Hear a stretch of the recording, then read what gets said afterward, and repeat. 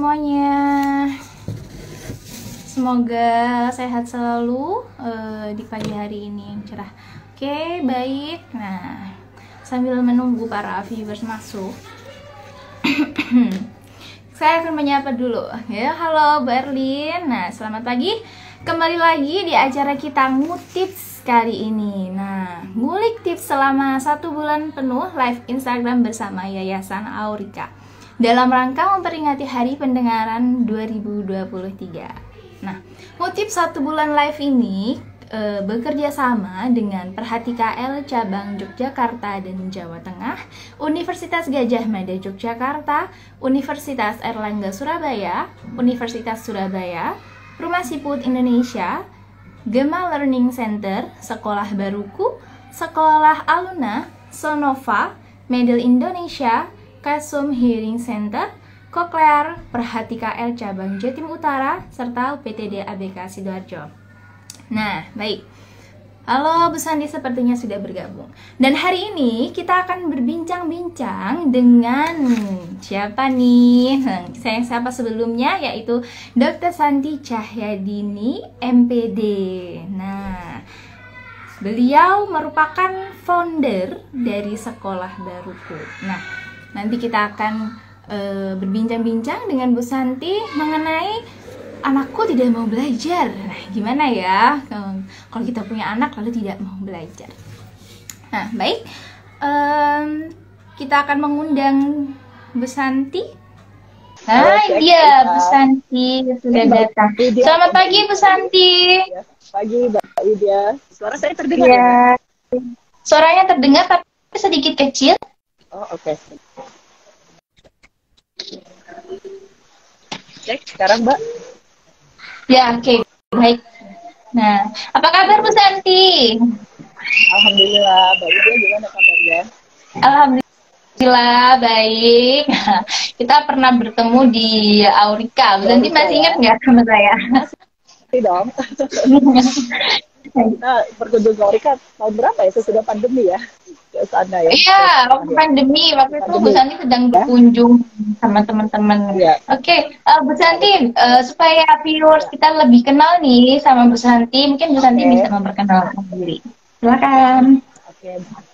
Baik, terima kasih Mbak Iva. Selamat pagi semuanya sudah bergabung ya di Aurika Live dalam rangka Hari Pendengaran ya Mbak Iva ya. Jadi serial yang biasa ya. Perkenalkan, saya Santi, saya tinggal di Malang ya. Dulu anak saya nomor 4, Umar pernah jadi murid Aurika ya. Tahun berapa ya udah lupa saya.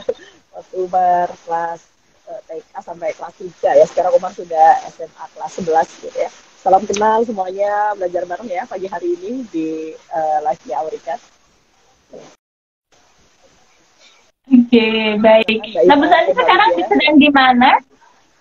Kenapa Mbak? Sepertinya sedang di mana? Sepertinya tidak sedang di rumah mungkin. Betul, sedang ada kegiatan, jadi dapat militer sebentar untuk live bersama Aurika.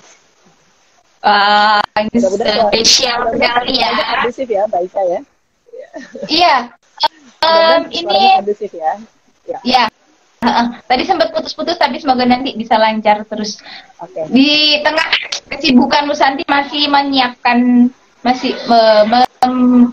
waktu nih buat kita untuk live di IG. Nah, Bu Santi sendiri saya tadi dengar bahwa Bu Santi menemani Umar ya, berarti kan menemani belajar. Bu Santi juga sebagai founder Sekolah Baruku. Nah, mungkin bisa diperkenalkan dulu. Oh ya baik. Sekolah Baruku itu PKBM ya Mbak. Jadi kita kegiatannya homeschooling gitu ya, homeschooling dan juga terapi ya untuk anak-anak berkebutuhan khusus yang bersekolah ya. Kita ada kegiatan after school itu sekolah mereka sekolah ya. Yang lainnya kegiatan homeschooling sama seperti kegiatan sekolah, cuma kita jadwalnya agak lebih longgar ya, sehingga anak-anak berkebutuhan khusus juga punya warga minat bakat dan keterampilan yang lain ya. Jadi sekolahnya cuma datang 3 kali seminggu ya. Sisanya untuk mengembangkan keterampilan ya. Ada yang ikut aktif, ada ikut pemanah di luar ya, yang bersama-sama dengan orang tua yang diinisiasi oleh orang tua ya. Kira-kira gambarannya gitu Mbak Iva, Mbak Widya ya. pengennya Mbak Iva terus soalnya hubungannya sama Mbak Iva kalau WA. Iya, biasanya di WhatsApp Mbak Iva. Iya, Ya, iya. oke Bu Santi, terima kasih. Berarti tadi tuh banyak sekali kegiatan yang dilakukan oleh anak-anak. Nah, sebenarnya Ya. semua yang dilalui dengan yang Bu Santi sampaikan itu merupakan Ya.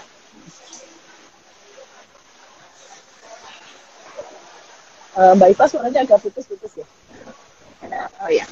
Ya. Oke, saya ulangi lagi. Cek ya, Dari Mbak semua Iva. yang Bu Ya, Mbak Lydia. sampaikan, nah itu kan Ya. ada proses ya, ada proses. Nah, berarti di situ Ya, betul. ada kegiatan belajar. Nah, biasanya orang tua itu menganggap bahwa belajar itu kamu harus ada buku, kamu harus duduk pegang Ada buku pensil. duduk ya. Nah, iya. Dan kalau kita sharing-sharing nih Bu Sandi, kalau belajar itu sebenarnya apa sih? Betul ya. Jadi belajar itu sebetulnya ya ketika kita menemani anak-anak belajar, sebetulnya kan orang tua yang harus belajar lebih dahulu gitu ya. Pertama tentang mindset belajar gitu Mbak Widya, bahwa belajar itu adalah sebetulnya interaksi seseorang dengan lingkungannya gitu ya. Jadi kalau kita subjeknya anak ya, jadi interaksi anak dengan lingkungannya yang diharapkan gitu ya. Dari interaksi itu nanti ada perubahan ya, perubahan pemahaman, perubahan perilaku, perubahan pengetahuan gitu. Jadi kita memberi highlight atau memberi garis gitu ya, bahwa belajar itu interaksi ya, interaksi anak dengan lingkungan. Nah kalau ada kata interaksi ya, jadi kan berarti saling gitu ya. Nah dan juga ada kata lingkungan ya, berarti belajar itu bisa di mana saja ya, anak-anaknya bisa belajar di mana saja ya. Yang dijaga adalah kualitas interaksinya itu ya, kualitas interaksi anak dengan lingkungan ya. Nah nanti di dalam proses itu kan nanti ada perubahan yang kita lihat ya, perubahan perilaku, kemudian juga perubahan pemahaman ya, kemudian juga bisa perubahan pengetahuan ya, baik kalau bilang tadi interaksi ya, perubahan itu terjadi pada anak itu sendiri, pada kita mendampingi begitu ya, itu perubahan perilaku juga ya.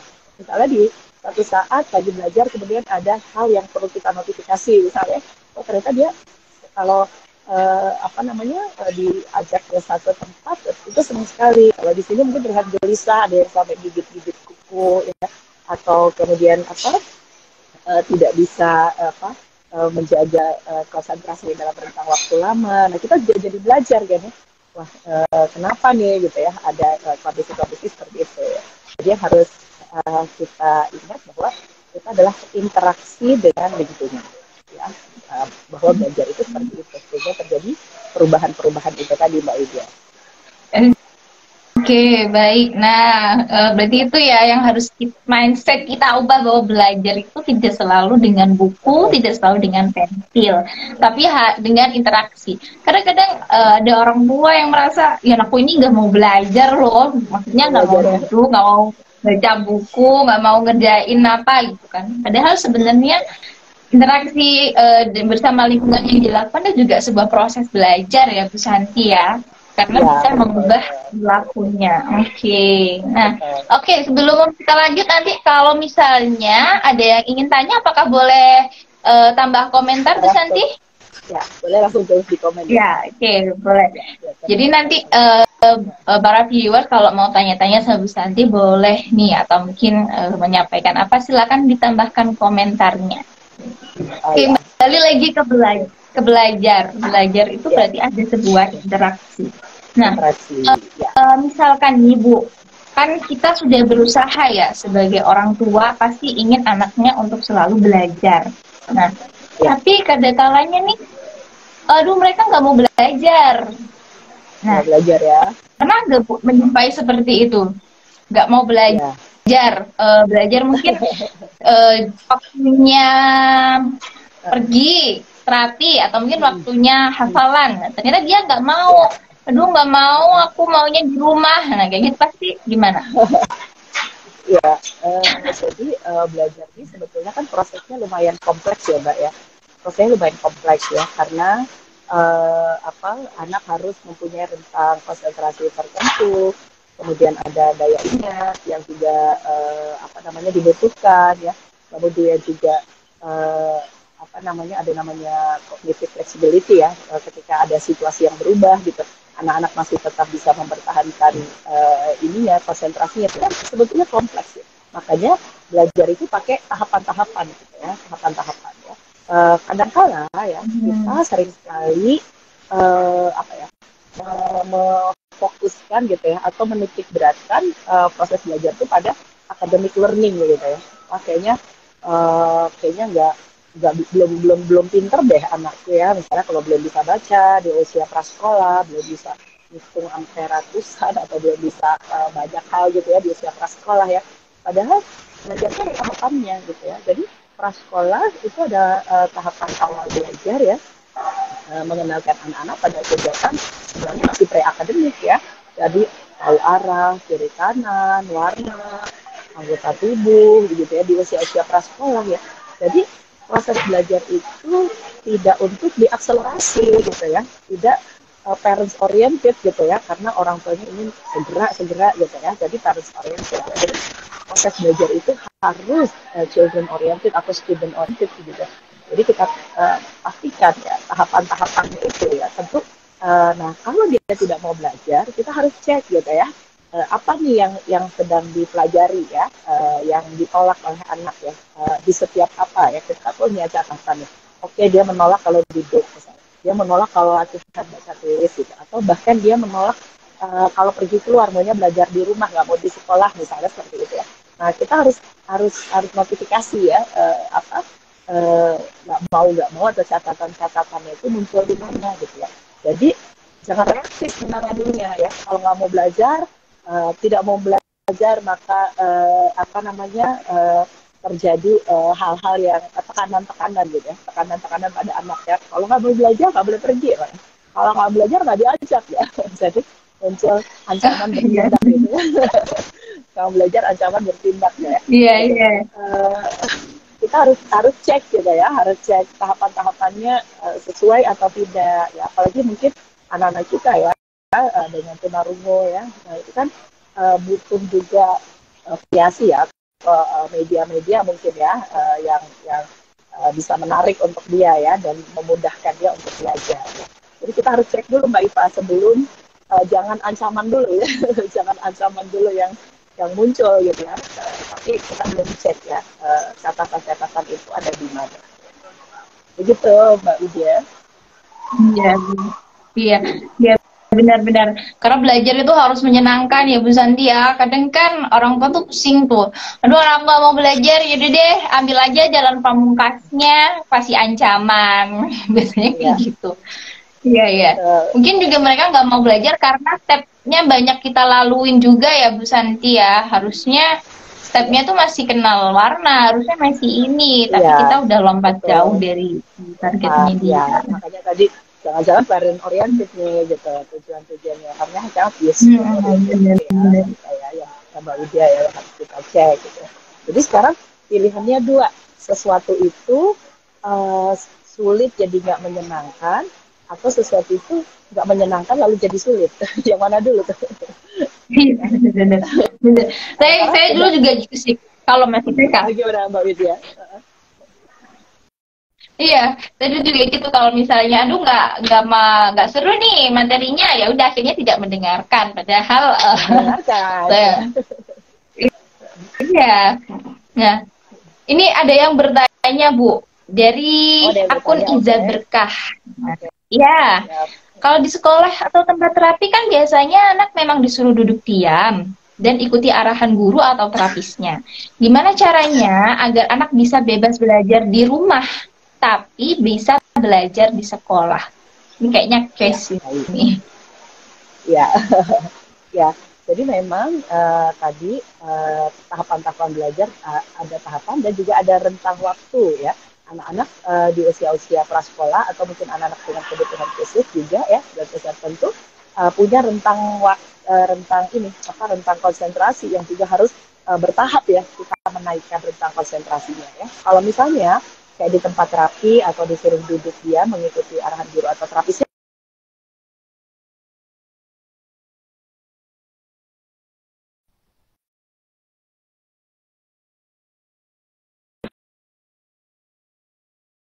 bermanfaat kan di tempat kami atau di arahan guru gitu ya. Nah sisanya gitu ya, ketika kemudian dia sudah keluar dari tempat, dari kursinya itu ya, atau sudah lari, kita manfaatkan juga gitu ya kesempatan itu untuk belajar di hal-hal yang fungsional gitu ya.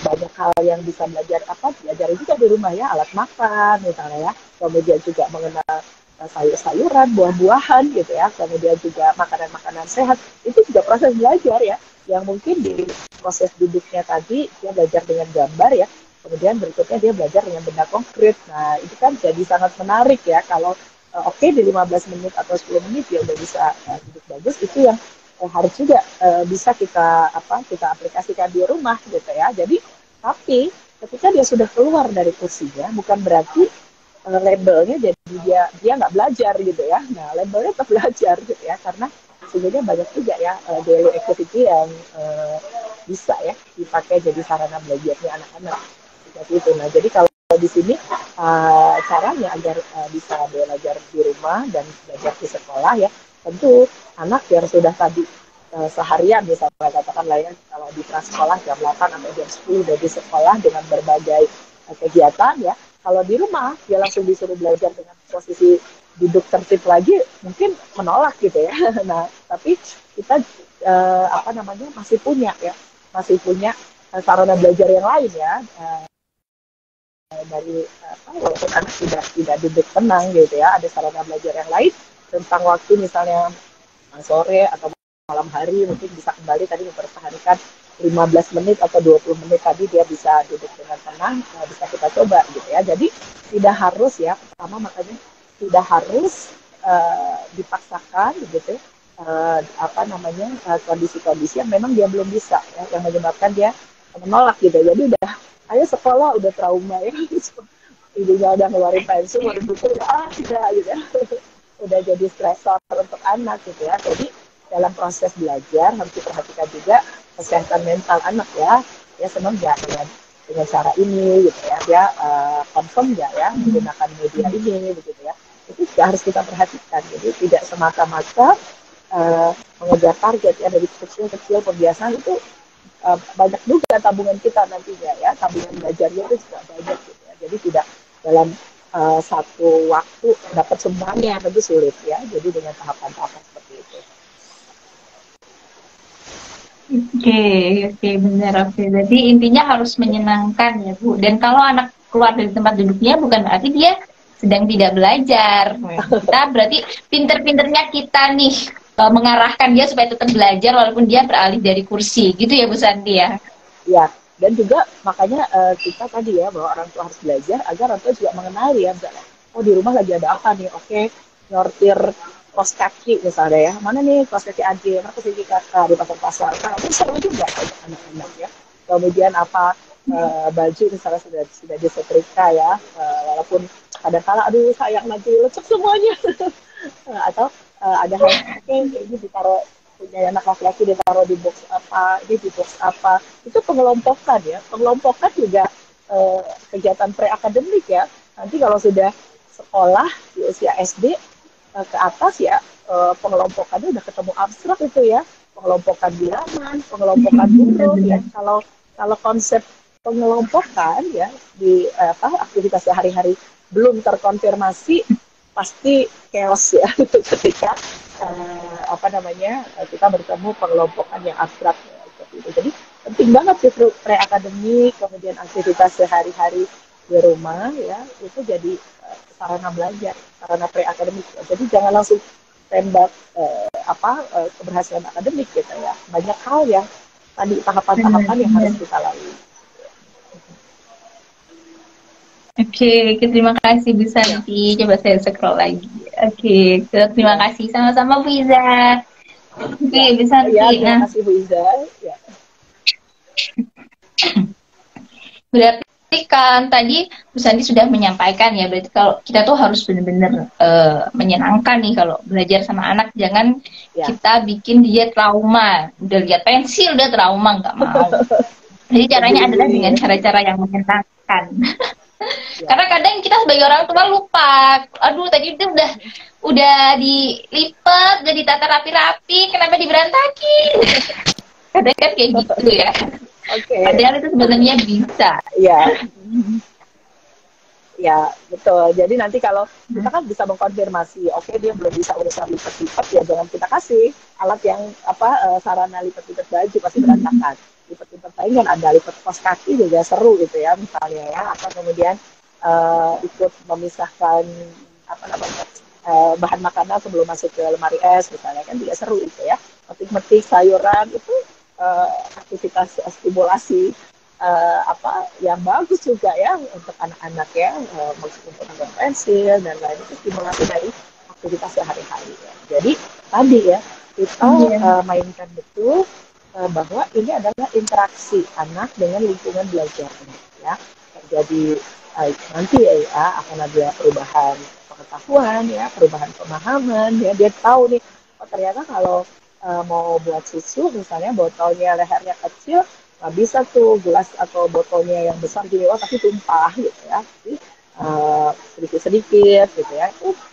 Itu proses belajar ya yang kadang kala tidak ternotifikasi gitu ya. Jadi enggak, itu kan biasa ya. Nah ini nggak biasa. Ini stimulasi ya. Stimulasi yang bagus di tahapan-tahapan tersebut gitu ya untuk anak-anak. Oke, saya kalau dengar Bu Santi gitu tadi cerita, Ya, jadi inget kalau ada salah satu metode habilitasi mendengar, kenalin yang kecil, yang besar. Jadi itu iya juga betul. merupakan sebuah proses belajar. Iya, terus Anak belajar. Jadi menangkap bahasa, dia betul. paham, ya Bu Santi ya. Ya, dulu tuh Umar perjalanan Malang Surabaya ya. Zaman dulu ya ketika Porong belum ada tol seperti saat ini kan perjalanannya panjang ya. Jadi saya malah banyak bawa apa namanya hal-hal itu ya, selain selain memang bawa buku, spidol, gunting itu saya bawa ya. Kemudian saya juga apa ada flashcard ya, mungkin dia bisa lihat di mobil, atau ada dulu saya teringat, sekarang saya malah terinspirasi dari ini dari media yang ada di Autika ya, yang pakai cincin ya, terus di sini anggota tubuh ya, jadi saya masukin ke tangan saya, terus Umar lihat gitu ya, oh ini mata nih, ada gambar mata, sekarang tunjuk matanya Umar, dia tunjuk banyak perjalanan gitu ya, jadi bentuknya kan menarik ya, jadi saya pakai cincin tapi isinya anggota tubuh, terus nanti ada pakai lagi cincin warna gitu ya, pakai yang apa sih, saya udah lupa tuh, yang gelang besi kayak cincin, kayak gantungan kunci itu loh Mbak Wit. Nah, terus Iya, iya. akhirnya uh, jadi aktivitas gitu ya, terus gimana dia nuangkan minum misalnya di kendaraan ya kan, kendaraan tuh nggak safe gini ya kan, goyang-goyang gitu, Iya, minumnya iya. pakai apa, ya berarti nggak bisa Umar masukin ke dalam gelas, harus pakai sedotan misalnya, itu kan belajar ya.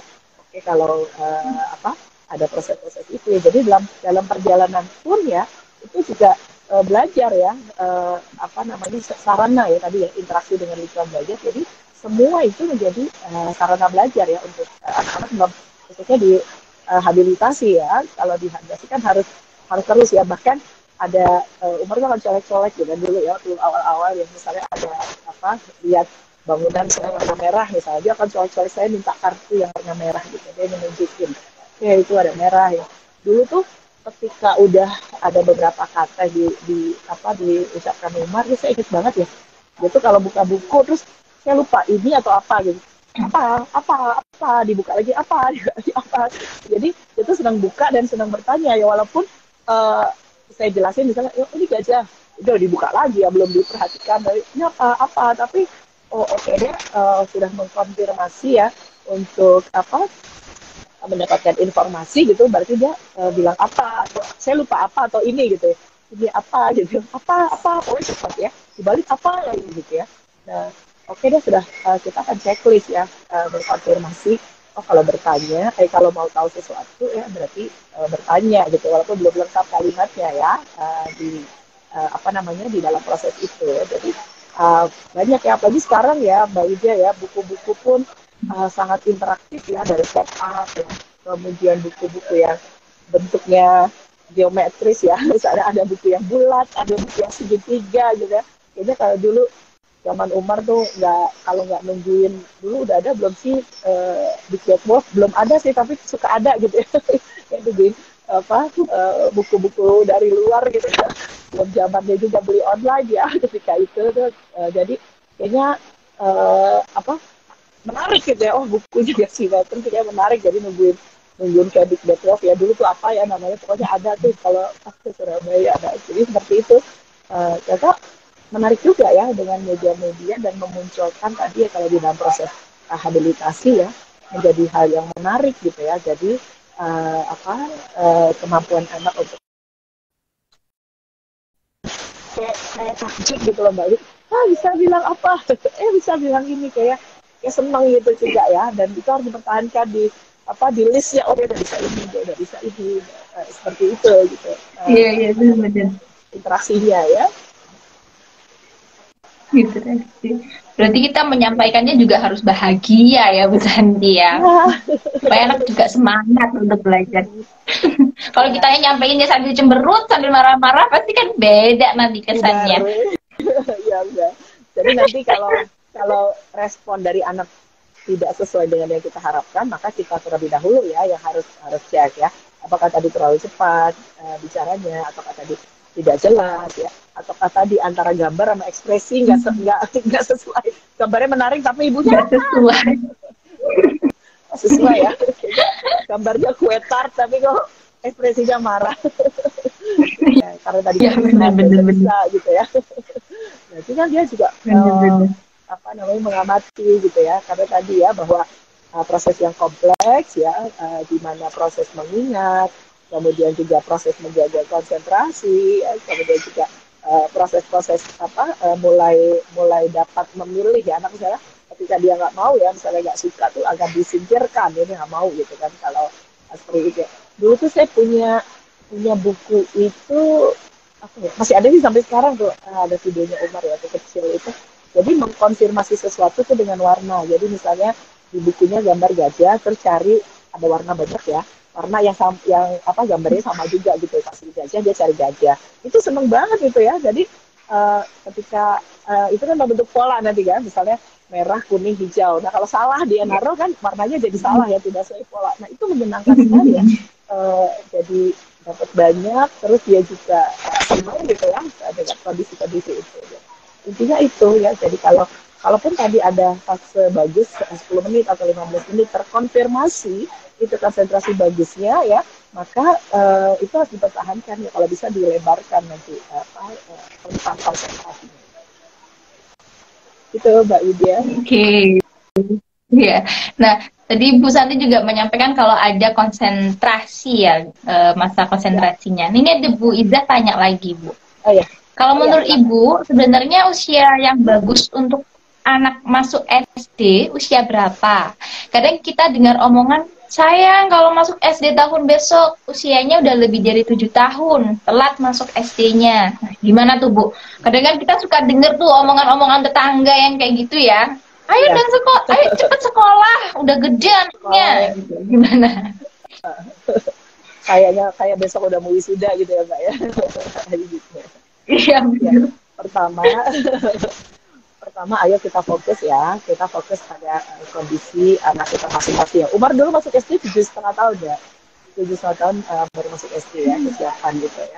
Karena kurikulum di negara kita ya dibedakan ya, kurikulum prasekolah dengan kurikulum sekolah itu dibedakan ya. Sekarang aja di kurikulum Merdeka ya, PKB itu masuk nanti ke dalam periodisasi sekolah, disebut fase fondasi ya. Fase fondasi itu di TKB ya. Bahkan nanti kalau undang-undang Sisdiknas diketok ya, TKB jadi kelas 0 ya. Jadi nanti SD-nya sekolahnya jadi 7 tahun, kelas 0, kelas 1, pendidikan dasarnya sekolahnya 7 tahun, kelas 0 sampai kelas 6 ya. Nah, kelas 0 itu di TKB ya. Jadi TKB itu sekarang sudah dimasukkan di dalam ruang sekolah, bukan prasekolah. Jadi kesiapan sekolah ya, transisi ya. Jadi sekarang sedang di dalam kurikulum Merdeka itu ada transisi PAUD ke SD ya. Ada transisi ya, anak dikenalkan kegiatan dan lain-lain ya. Karena memang kurikulum untuk sekolah dan kurikulum untuk prasekolah nggak sama gitu ya. Kurikulum untuk sekolah memang memerlukan rentang usia tertentu ya, 7 tahun, karena memang kurikulumnya dibuat ya untuk anak-anak dari usia itu ya, yang siap belajar ya. Lainnya masih ada di prasekolah ya. Jadi kalau ada yang bilang telat masuk SD-nya atau kemudian usianya udah kegedean gitu ya, kita jangan baper kemudian jadi fokus ke situ, tapi kita balik lagi, anak lu iya nggak sih gitu ya, untuk untuk di 7 tahun ya kita apa konsentrasi menyiapkan dia di apa persiapan sekolahnya aja gitu ya. Jadi nggak ada yang telat karena memang kurikulumnya disusun untuk anak mulai 7 tahun yang di usia sekolah ya karena pembelajarannya ya kalau di prasekolah banyak dengan bantuan konkret ya kalau di sekolah di usia sekolah mungkin sudah banyak yang abstrak tuh ya kalau yang konkretnya tidak terkonfirmasi berat tuh di SD-nya ya biasanya berat sekali ya karena sudah beda ya sudah sangat beda pola pembelajarannya walaupun sekarang di sekolah-sekolah di SD sekarang juga menyenangkan ya pembelajarannya ya tapi jangan sampai uh, apa namanya transisi dari PAUD ke SD ini juga menjadi beban sendiri kita fokus kesehatan mentalnya siap nggak ya untuk sekolah di usia ini ya jadi jangan membuat apa ya patokan gitu ingat ya kita punya dua unsur usia kronologis dan usia mental ya. Usia kronologisnya 7 cek dulu ya usia mentalnya sudah sesuai belum ya dengan usia kronologisnya ya kalau apa hal-hal atau tidak ada hal-hal yang mengganggu oke fix masuk di 7 tahun tapi kalau ada apa-apa menunda sedikit ya untuk apa kalau orang biasanya untuk mematangkan dia ke SD gitu. Atau sebetulnya bukan matangkan ya tapi memang kemampuannya agar kemampuannya sesuai dengan usia kronologis. Jadi Umar tuh dulu 7,5 tahun masuk SD ya. Sekarang Umar 16 tahun kelas 11 ya. Dia 17 tahun nanti Desember. Nah, jadi 17 tahun SMA ya udah ini juga sih gitu ya. Kalau jadi memang kita lihat ya pertama harus kita pastikan memang pada saat pemeriksaan anak ya setelah kemudian tegak diagnosis gangguan dengar ya mungkin di dalam proses berikutnya ya ketika anak memang sudah bisa mungkin intelijensi gitu ya agar itu tadi ya kita tidak overestimate atau underestimate gitu ya kandung anaknya bagus kita udah underestimate dulu atau kebalikannya kita punya target ternyata anaknya nggak mampu ya jadi overestimate gitu jadi lebih baik nanti kita kasih ya kemampuan belajarnya atau ada handicap yang lain ya yang ada di anak ya karena kan kadang tidak hanya satu gitu ya kita pastikan ya agar strategi belajarnya juga sesuai ya strateginya sesuai ya jadi kalaupun nanti di sekolah ya tadi ada penyesuaian usia penyesuaian program ya kita harus juga ini ya kita juga harus konfirmasi ya jadi tidak udah pas deh di sekolah gitu kita harus konfirmasi ya harus detail ya ini sesuai nggak ya dengan kemampuan atau target-target ini bisa terjangkau atau tidak gitu ya jadi itu tadi ya jangan sampai overestimate ataupun underestimate ya ketika ada program pembelajaran di sekolah menyusun program maksudnya menyusun program belajaran di sekolah gitu baik jadi baik Bu berarti kita harus menyiapkan anak gitu kita rasa anak benar-benar siap nih untuk masuk sekolah SD barulah kita masukkan biarin deh orang bilang apa gitu ya Bu Santi ya ya biarin pokoknya kita siapin dulu nah seperti itu karena kadang kita lupa nih aduh udah umur 7 tahun udah 8 tahun masuk sekolah aja deh padahal di sekolah challenge-nya lebih berat lagi buat anak-anak ya Bu Sandy ya iya betul nah jadi di tengah menunggu usia sekolah ya mungkin selain terapi mungkin dia ikut kegiatan-kegiatan prasekolah kita juga bisa menambahkan kegiatan yang lain ya kegiatan bakat minat misalnya ya jadi pokoknya semua sisi yang orang-orang lain bukan orang lain ya maksudnya semua sisi yang anak-anak kita mampu ayo kita stimulasi juga ya kalau dulu kan Umar dari kecil itu menggambar ya hanya mewarnai gitu ya di usia prasekolah ya kalau nggak salah tuh sambil playgroup ke Aurika terus mewarnai kemudian di PKB malah dia udah kumon ya sampai SMP kemarin itu nah sekarang dari menggambarnya itu malah udah bisa bikin komik ya meningkat ke komik ya dari tahun gitu.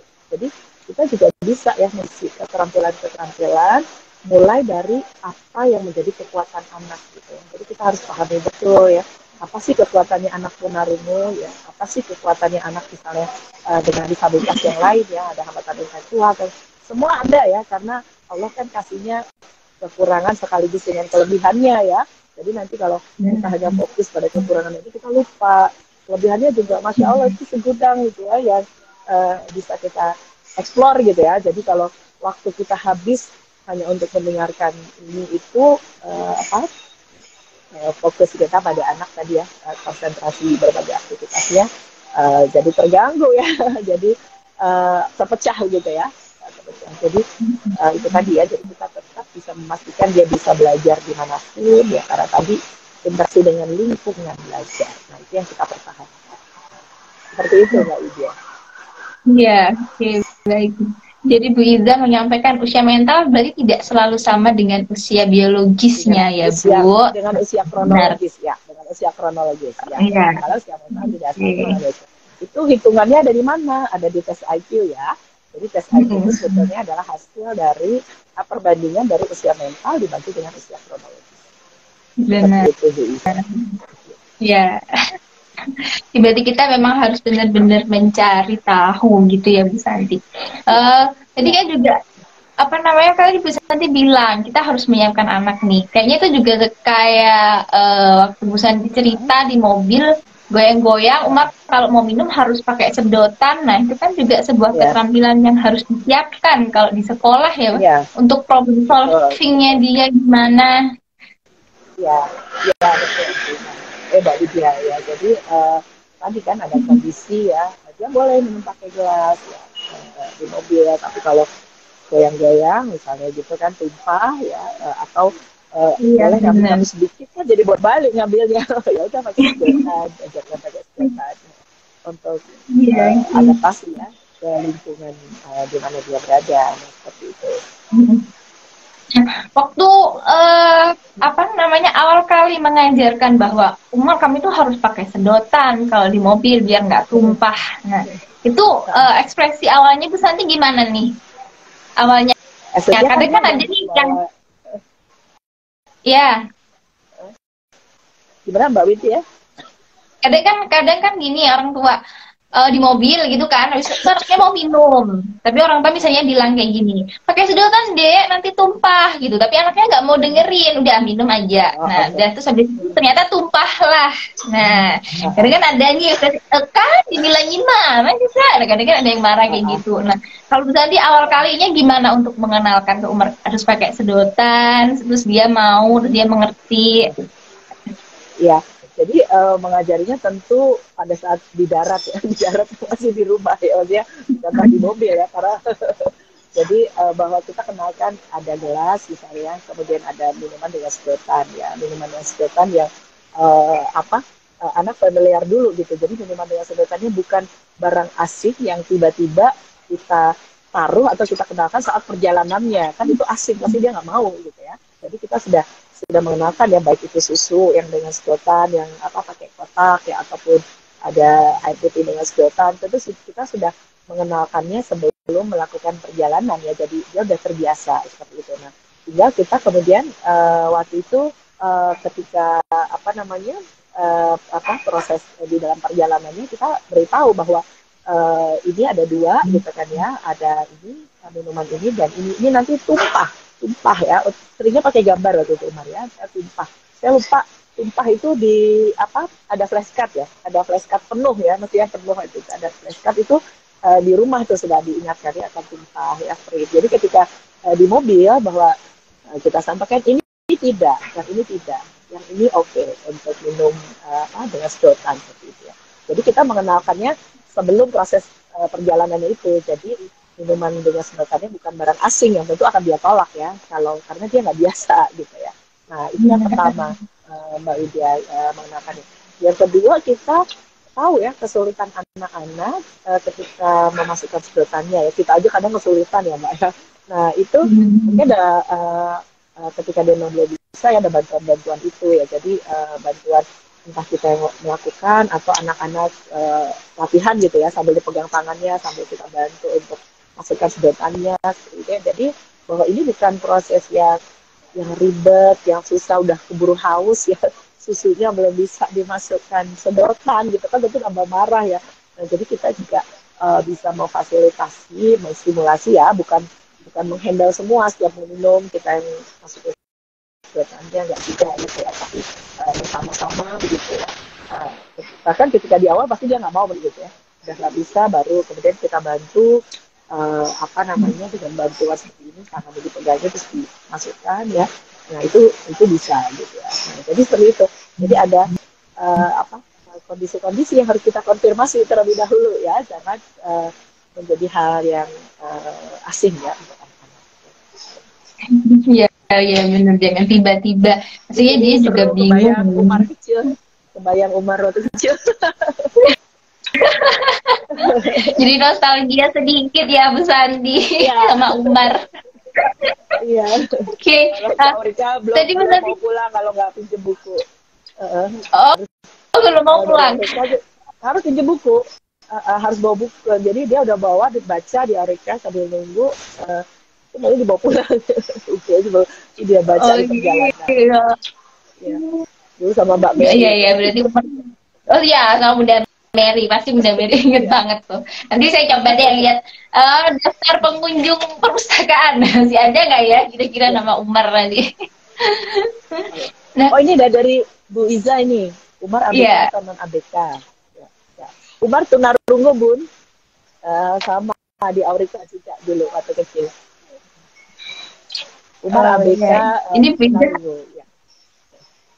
Oke. Ya. Udah saya jawab. Ya. Sekarang Iya. Umar SMA kelas 11 ya.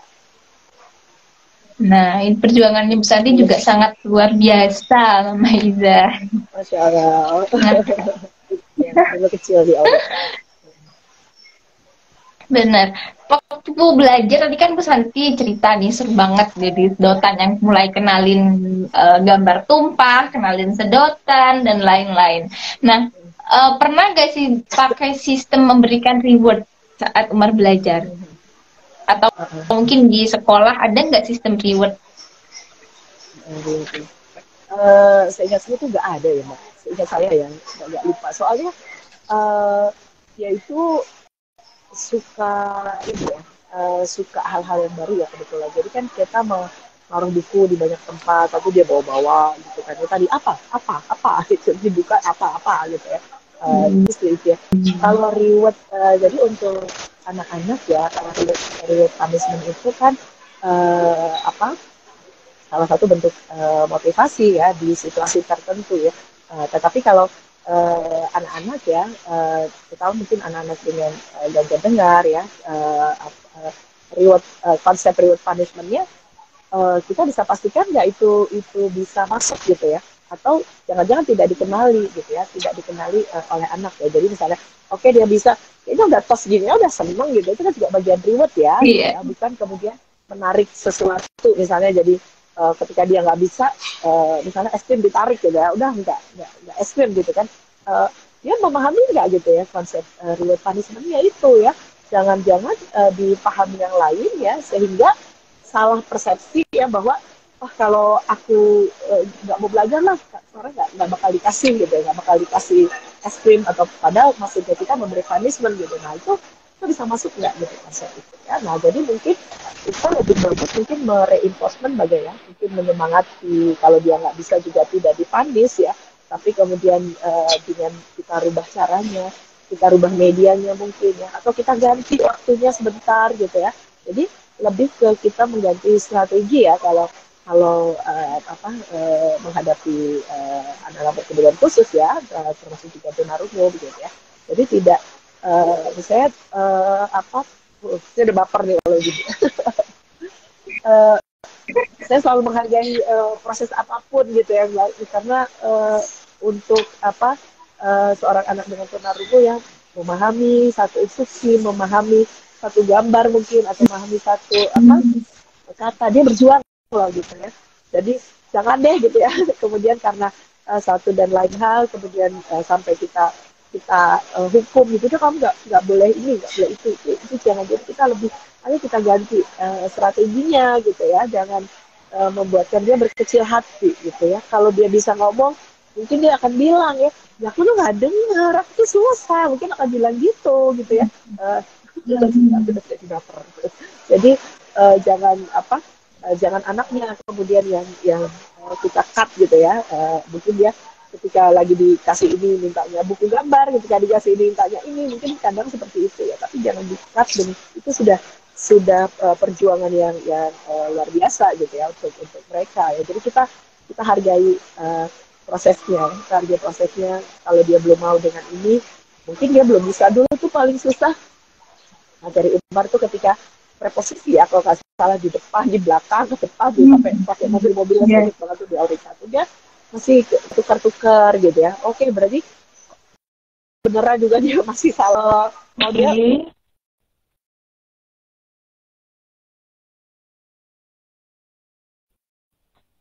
di tengah, ya udah tengah dulu aja deh yang dihafalin gitu. Umar di tengah, oke. Kalau Umar di tengah, misalnya berarti itu di depan, Umar di tengah, ya udah itu aja gitu dulu. Dianya nggak pindah-pindah duduk gitu, dianya di tengah aja, jadi dia ngafalin tengah gitu ya. Jadi kita ganti strateginya ya, bukan kemudian apa namanya memberi hukuman gitu ya. Jadi justru ayo reinforcementnya dibanyakin, motivasinya dibanyakin gitu ya.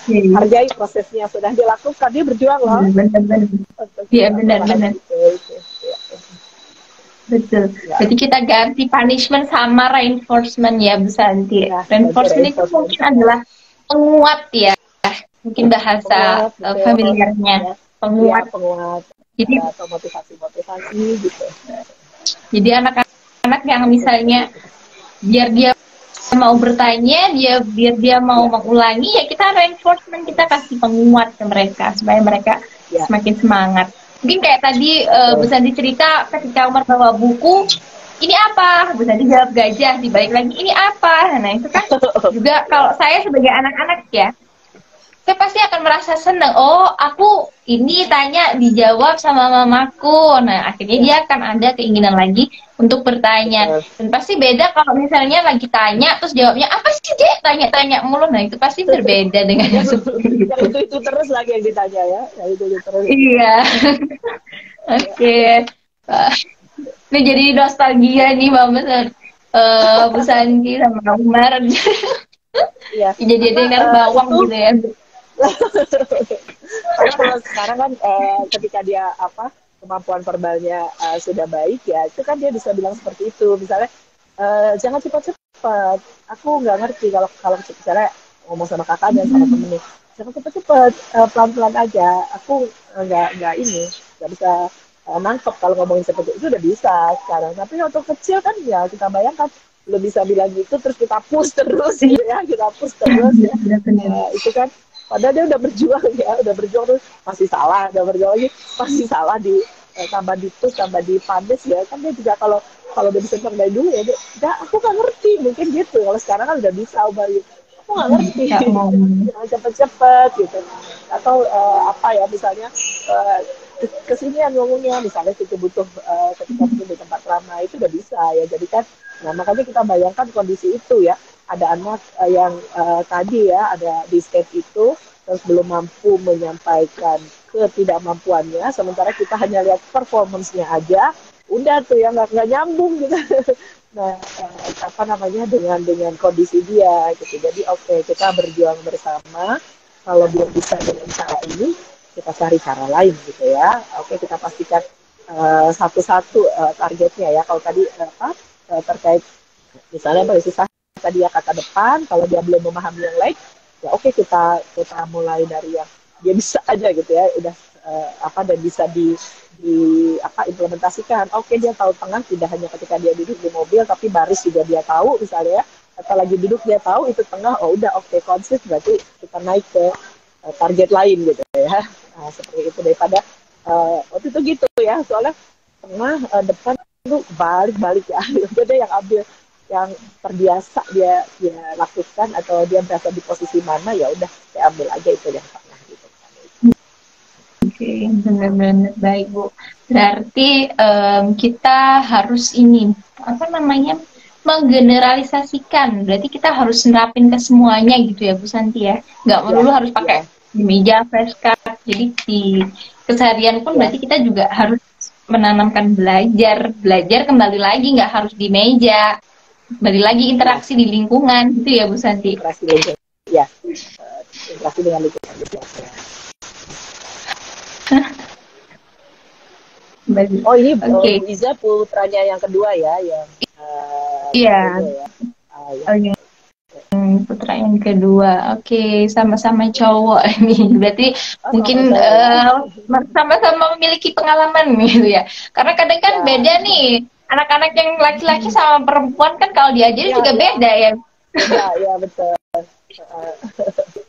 Beda banget. Nah, waktu dulu nih, karena dalam tema kita kali ini kan bright future ya Bu Santi ya. Waktu mengajari Umar banyak hal, kemudian mengajari anak-anak kita banyak hal. Itu gambaran Bu Santi dulu apa sih? Jadi maksudnya dulu tuh gimana? Harapannya Bu Santi dulu bagaimana sampai semangat berjuang sampai Umar bisa sebesar ini, dan hebat loh Umar itu, saya ketemu Umar. Ya, jadi harapannya sih dia nggak menarik diri gitu ya Mbak. Dia nggak minder, dia tetap percaya diri gitu ya dengan segala kondisinya itu. Jadi awal apa melakukan semuanya itu ya niat awalnya untuk percaya diri. Ya, percaya diri gitu ya. Kalau katakanlah ada kekurangan di pendengaran, oke, tapi dia bisa gambar bagus loh gitu ya. Kemudian dia jago loh, dia cuma 2 kali outstanding student ya. Outstanding student itu 6 tingkat di atas kelasnya. 2 kali Umar outstanding student ya. Jadi ketika kelas 3 SD berarti kemampuannya setara dengan kelas 9 ya. Terus satu lagi dia dapat outstanding itu di SMP kelas 2 outstanding berarti berapa tuh?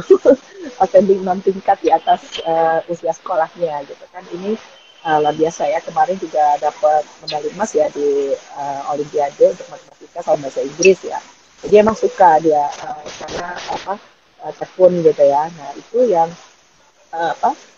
ayo kita cari gitu ya jalan-jalan untuk membuat anak-anak kita percaya diri ya. Karena semakin besar dia sudah notifikasi bahwa aku beda gitu ya. Aku berbeda, aku nggak sama teman-temanku, udah notifikasi kan ya. Nah jadi memang dari awal dari kecil ya percaya diri itu menjadi target pertama gitu ya. Ketika terapi ayo sungguh-sungguh gitu ya. Ketika ngembangkan dengan tokat ayo sungguh-sungguh juga gitu ya. Karena tadi menunjukkan rasa percaya diri. Itu sih Mbak Widya di awalnya. Iya, baik. Wah, keren. Itu untuk menjadi percaya diri pasti proses belajarnya harus sangat panjang. Mulai dari dia paham, dia mengerti, memahami dirinya sendiri. Karena nggak mudah ya, Bu ya. Betul. Oke, jadi Bu Ida bilang banyak tingkahnya kalau anak laki-laki. Oh iya, iya. Ya, betul. Nah, saking artinya ya, jadi tapi sarana belajarnya jadi banyak itu. Sarana belajarnya. Iya benar, kayak bisa dibilang tadi. Iya betul. Seru banget. Justru kalau anak laki-laki biasanya malah seru belajarnya, nggak melulu di meja. Berarti dia kan malah lebih mengeksplor gitu ya. Kalau lebih banyak tingkah. Nah, betul. Bu Santi, nggak kerasa banget kita ngobrol ya, kurang beberapa menit. Nah, dari Bu Santi sendiri mungkin iya, nggak kerasa. Ada tips-tips untuk para orang tua. Mungkin di sini juga ada yang menemani anak-anak hebat supaya mencapai masa depannya yang cerah dan mendapatkan bright future. Nah, gimana nih Bu? Quotes-nya buat kami. harus download dulu ya, googling dulu nih. Kayak nggak perlu deh, kalau dari Bu Santi mah quotes-nya pasti sudah banyak sekali. Oh, terima kasih. Ini dari Sekolah Umar bergabung di Yayasan Nur Hidayah. Oh, dari Sekolah Umar. Sekolah di Nur Hidayah. Ya. Terima kasih dia sudah bergabung. Ya. Jadi Umar salah satu siswa ya di SMA itu Nur Hidayah dengan kelas 11 sekarang. Ya. Di Solo loh masuk sekolahnya Mbak Widya Umar itu. Oh, Eh, hebat jauh sekali. ya. Iya Ya, benar, jadi dia harus jauh cukup dari orang banyak tua ya. juga harus Ya, belajar. dari orang tua, betul.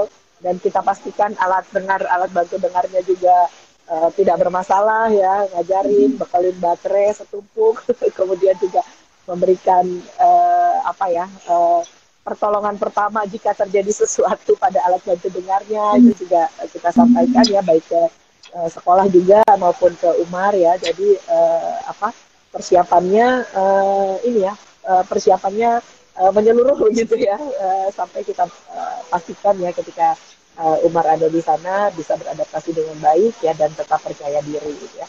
Jadi kalau paket tips ya, yang pertama ternyata untuk anak belajar tuh orang tua deh yang harus belajar sebetulnya ya. Jadi sebenarnya di proses itu kualitas belajar anak itu juga akan ini ya, akan sebanding dengan kualitas belajar orang tua. Jadi ayo kita ini ya, kita explore ya, kita kenali juga anak-anak kita ya. Kemudian kita juga banyak mencari gitu ya, mencari informasi, mencari wawasan gitu ya untuk proses belajarnya. Jadi sebenarnya kalau bagaimana agar anak mau belajar, maka orang tua yang harus belajar terlebih dahulu. Seperti itu. Ya. Itu mungkin Mbak Widya. Baik, oke. Ini nih yang perlu di-highlight, digarisbawahi. Sebelum kita mengajarkan kepada anak-anak kita, mari kita belajar terlebih dahulu. Karena nanti kalau misalnya kita nggak tahu, anak kita lagi tanya, ini kenapa kok seperti ini ya, Nak? Jadi kita bingung juga jawabnya gimana ya. Jawabnya asal, jadinya jawabnya asal. Oh itu jatuh Iya. dari langit ya, jatuh dari planet Mars. Nah, ya. Kita juga harus belajar nih, jadi harus semangat. Baik, Ya. baik. Terima kasih. Aurika.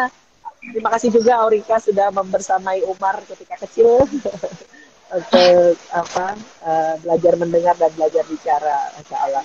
Masih ingat ya, ada kalau ada Pak Omo, semoga masih ingat kantornya di acak-acak Umar. Ya, ya. Pak Om sampai izin. Oke, Bu Iza mohon Nah, izin ya. untuk mend-DM Bu Santi nanti DM, setelah oke, live boleh. ini berakhir. Boleh, silakan. Bu Wah, Ida. habis ini followersnya naik banyak. Iya, baik. Ya. Oke, Bu Santi, terima kasih banyak atas waktu yang diberikan. Setelah ini ada kesibukan apa, Bu? Masih lanjut di tempat ini. Ya, masih lanjut di tempat ini. Baik. Nah, itu tadi berarti para viewers yang siap, ya, belajar itu merupakan sebuah interaksi, dan kata Bu Sani tadi orang tua harus belajar terlebih dahulu karena kualitas kita belajar itu bisa jadi sama dengan kualitas belajar anak-anak kita karena kita yang mengajari. Baik, terima kasih Bu Santi untuk waktunya. Sama-sama, Semoga Bu Mbak Santi, Widya, Umar dan semuanya. keluarga selalu sehat. Begitu juga Mbak Widya dan teman-teman Aurika. Baik.